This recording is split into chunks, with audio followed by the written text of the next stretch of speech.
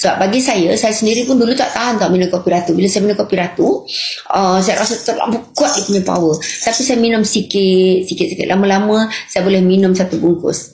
Dan kopi ratu ni dia bukan kopi tau semata-mata. Dia adalah herba yang sangat bagus untuk menguatkan otak saya. Dan saya dapati the only produk saya kopi ratu yang boleh mengurangkan selera makan, yang boleh saya bagi energi dalam otak, yang boleh saya berfikiran sangat laju. Tak semua orang tahan kepada setengah bahan makanan. Yang saya katakan ni adalah benar belaka, bukan sekadar untuk menjual produk tau. Sebab tak semua orang sistem badan dia sama. Even kita punya kumpulan darah pun setiap manusia adalah tidak sama.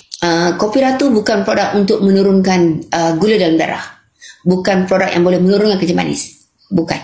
Kopi ratu adalah untuk energy booster. Kopi ratu adalah untuk fokus kepada otak kita dan bagus untuk hormon leptin. Dia the only one produk yang saya dapati bagus untuk mengurangkan selera makan dan bagus sangat untuk otak. Dia bukan untuk menurunkan orang sakit kencing manis.